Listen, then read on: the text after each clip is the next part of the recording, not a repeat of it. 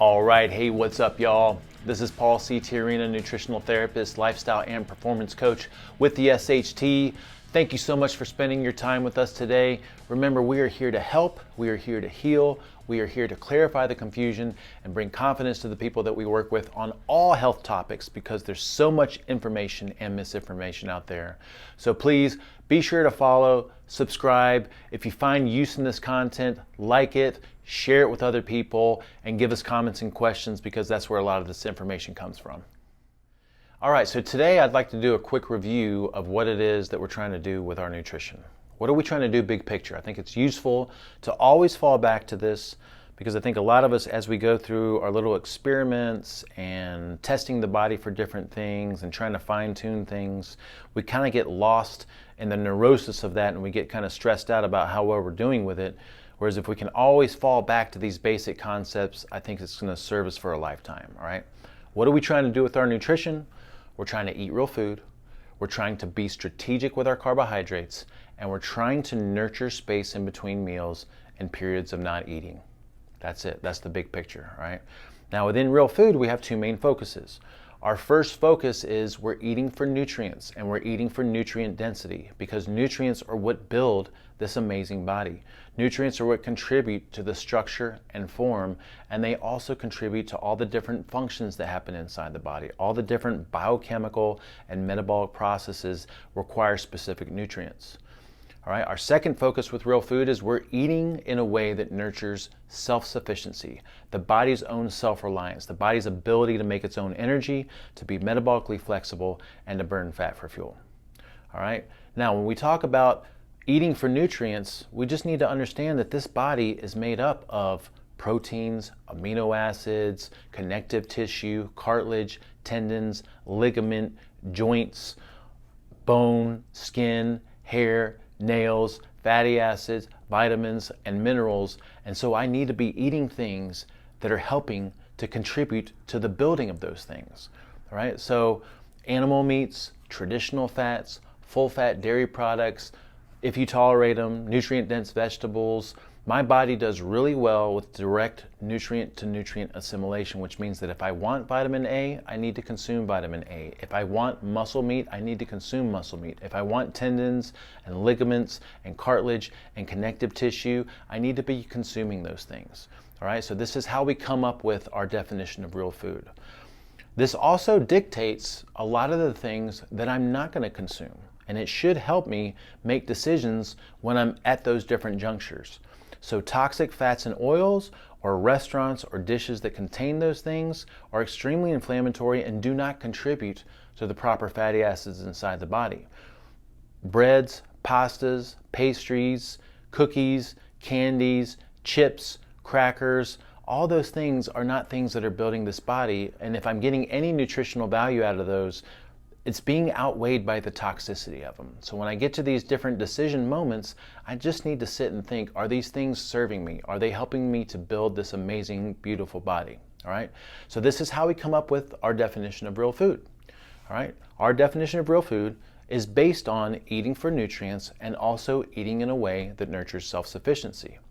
This is also how we come up with our list of foods to avoid, because these foods to avoid are toxic, they're not contributing to the structure, form, and function of the body, and they are also not helping us nurture self-sufficiency, metabolic flexibility, and fat burning.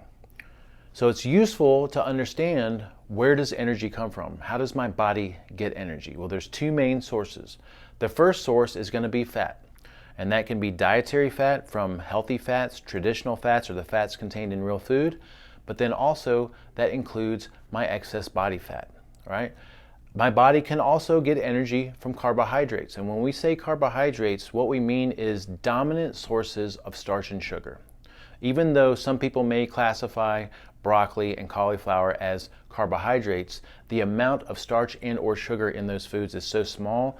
What we're talking about when we say carbohydrates is predominantly high sources of starch and sugar. Okay, so this is things like our safe starches, like sweet potatoes, yams, white rice, potatoes, starchy things like ancestral tubers, plantains, and then fruits and things that contain sugar, and then honey, and anything that resembles something starchy or sugary. All right. So my body can get energy from fat. It can get energy from carbohydrates, and it's useful to understand that fat is the opposite of carbohydrates. Given the choice, presented with both options, if my body has access to fat for fuel and glucose or starch for fuel or sugar for fuel, it's going to use the glucose or the starch or sugar or the carbohydrates because those are so easy to use.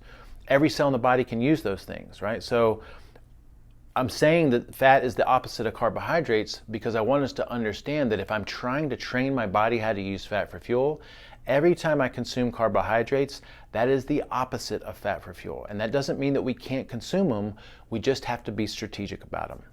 All right? Now, where does excess body fat come from? What is the purpose of us having excess body fat? Excess body fat is stored energy for when we're not eating. That is the evolutionary purpose of stored body fat. All right? Stored body fat is stored energy for when we're not eating.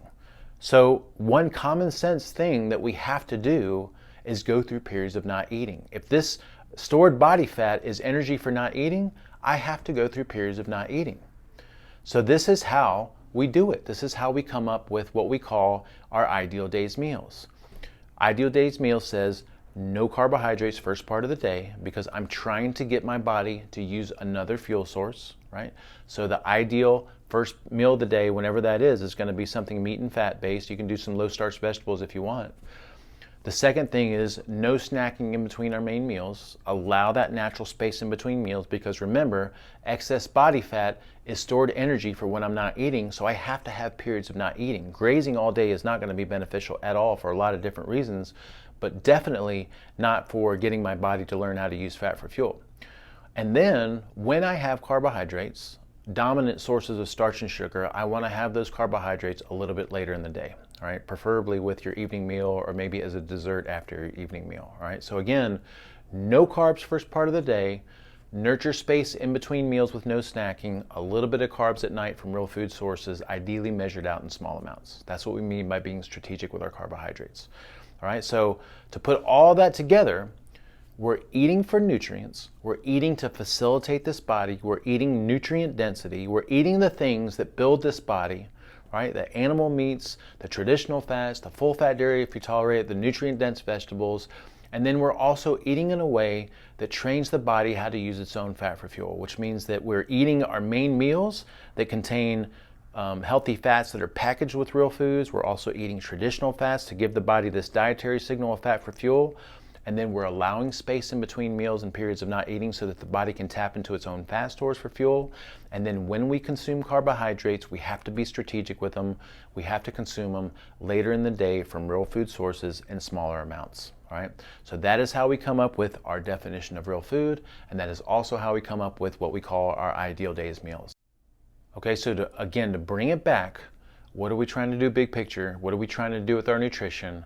We're trying to eat real food, as close to 100% fresh real food as possible, because that's what gives this body what it needs and contributes to all the different functions.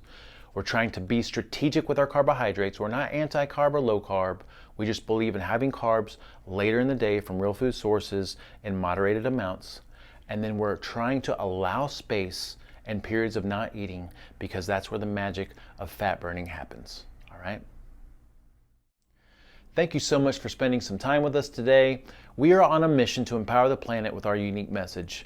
And if you'd like to support us, I think the best thing that you can do is just be a living example for other people to follow by putting this stuff into practice. All right, you can also share this information with your friends and family and loved ones and people that you care about.